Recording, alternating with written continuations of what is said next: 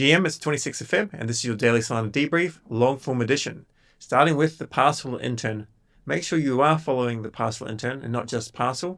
Puts out a lot of stuff that just is very, very helpful and can answer a lot of questions if needed. So, you may have heard, but Parcl is introducing a token. Here are the details in this thread, but coming in April, the Parcl network token symbolizes a primary step towards the progressive decentralization of the Parcl ecosystem. And of course, we've got some more information down here, but what we might do is just have a read ourselves. Introducing Parcl. Firstly, I've got tutorial videos on Parcl. My referral link is SebMonty. Make sure you use it. You get a bonus, and I do as well, and I would appreciate that. Secondly, I'm very, very bullish on Parcl, and I do believe in the 18.6-year property cycle. I've covered this in a video. I'll link it below, or you can just find it by searching on my YouTube. So whatever's happening in 2024, I would see this as a growth of more users coming into the platform. If the Parcl token skyrockets, or if it doesn't, I'm probably expecting it not to skyrocket, I don't mind. Because come in 2025, 2026, this is when the RWAs, the real world asset kind of dApps, this is when they're going to take off. So being early, in my opinion, not financial advice, but being early to this now, this is very, very smart. Learn it now and be ready for the winner's curse when things just go parabolic in terms of real estate. That should start to happen next year. Maybe the end of this year, we don't really know. 2025, 2026, that's when it's going to go crazy. So holders of Parcl will be able to participate in governance regarding certain parts of the Parcl protocol. The details for the token: when, April, total supply, 1 billion, initial community supply, 7 to 8%, and estimated initial Parcl float, 10 to 12%. Detailed tokenomics coming in March, so we'll cover them then. Then if we have a look at the proposed Parcl utility, governance, which for many is kind of boring, I understand, but it does have a very, very important aspect, and I think governance is getting better and better. dApps that have a governance token, they just need to work out how to avoid voters' apathy. So it's not actually difficult to avoid that. You basically incentivize voting. Exactly how? Well, that's for the teams to work out. Some other utility factors is data functionality. So the Parcl token will be integrated into the Parcl Labs API and used as a gating mechanism for access to high quality residential real estate data. So exactly how this is going to look, I'm not really sure, but maybe we can think of it as like TradingView Free and TradingView Premium. You get more access to more data if you use TradingView Premium. And then further protocol incentive programs. So eligible Parcl holders will have the ability to participate in perpetual network incentives, e.g. points, which will commence shortly after the initial distribution event. So maybe this is how it's going to go. We basically have an airdrop, we have some Parcl that goes out, and then we still want that liquidity to remain there. So there has to be an incentive for you not to just sell all of your Parcl to some whale. And this maybe going to be some sort of point system so you can actually earn more and more Parcl, but you need Parcl to actually be there. I'm not sure because we don't have a rundown. But anything that adds further utility to the token and really helps grow throughout 2024, I'm excited for. At the moment, Parcl is doing a pre-trade at $1.93. This is on a dApp that's not Solana based, AEVO. It's on Arbitrum, Ethereum, and Optimism as far as I'm aware, but you can still trade it here. You're not trading the actual product, you're just trading the price. Now, Whales Market has now listed Parcl as the points, so we'll check that out in a second, but I just want you to pay attention to the handle at Whales Market. Scroll on down a bit, and we have this scammer account at Whales Market with 1 follower, and somehow they have a gold tick, and they're there trying to scam people into thinking that CZ Binance is going to rock up. So I just want you to keep an eye on these things. They look very, very legitimate, and as dApps get lots and lots of traction, they will have people that try and scam you, so just stay safe. Let's have a look and see what they're trading for. Okay, so we can see at the moment 410,000 points is trading for $1,000 approximately. It's not filling too fast. There's a little bit of volume at 75,000. Have a look at the field. Back to Parcl. We can see early on it was quite high, but now it's kind of gone down a little bit. Of course, I'm not going to give you any financial advice, but I do see big things for Parcl. So whether you want to buy some now in the speculative market of Whales Market, or maybe you want to sell some points, that's completely fine. Personally, I'm definitely going to keep some of my Parcl, for sure.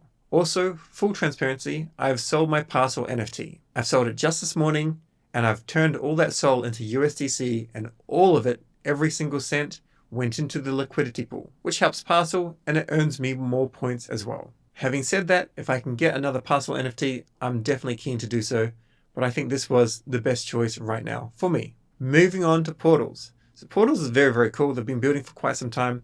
They did a very decent raise back in 2021. They also had a very hyped NFT mint that just sold out really quickly. The floor price was like $10,000 and they're still here. So right now you can play to mint in the Dragon's Volcano.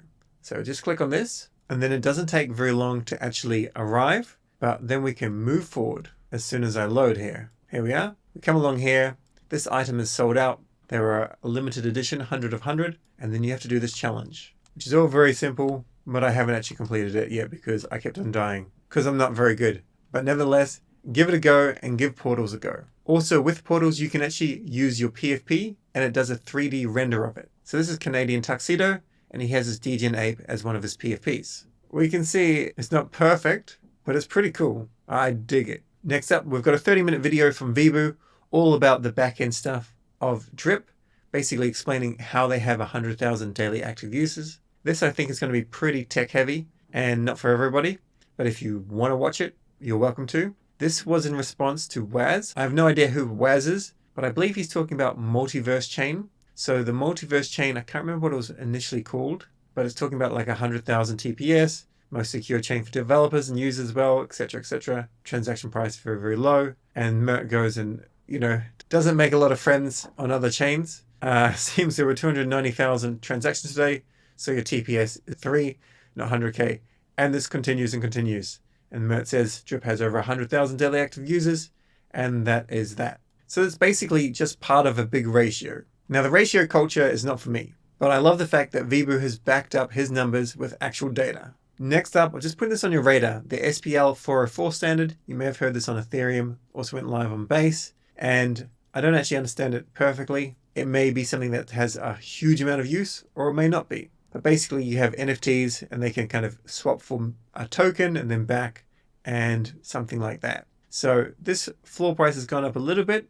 Maybe it's something that's of really great interest. The biggest thing here is not necessarily the collection, which I have no information on. It's more the fact that it's a new standard that's come out and maybe this has product market fit. Maybe it does, maybe it doesn't. Anyway, this is them here. I have no information on them, but it could be quite cool. If you have an orphan, and some of you definitely do, make sure you keep an eye on Discord because orphans will be the owners of 2.85 billion Bonk. It says 2.5 billion Bonk here, but it says 2.85 billion Bonk here. It doesn't really matter, but whatever's happening in New Iron Ridge under the Barrows team with Topo, I'm excited for. They say to bet on builders. So Photo Finish Game is a game that I have never played.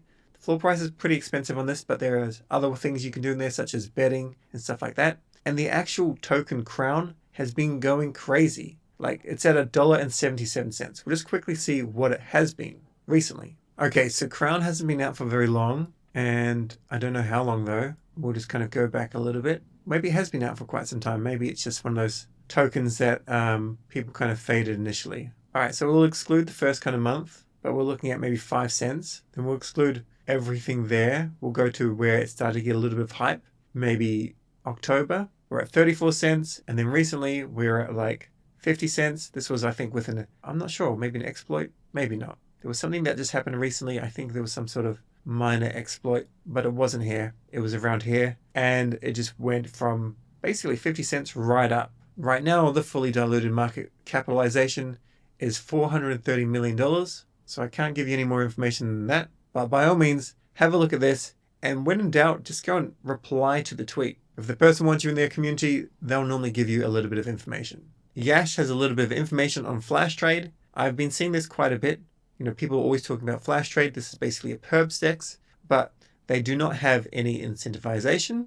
They do not have any token rumors. I imagine they're going to have a token. Everyone will have a token. So maybe this is something that you want to jump into right now. I can definitely do a tutorial. I'll kind of reach out to the team, see if I can get the lowdown and go through the NFT and stuff like that. But that wouldn't be for maybe another week or so. So in the meantime, if you feel that you want to give perps a go, then I've tried it very, very briefly. In my opinion, it's not as good as Drift or something like that because Drift has, a huge amount of experience and a lot of time building this. But I did actually enjoy this a lot. Now let's jump into Pyth.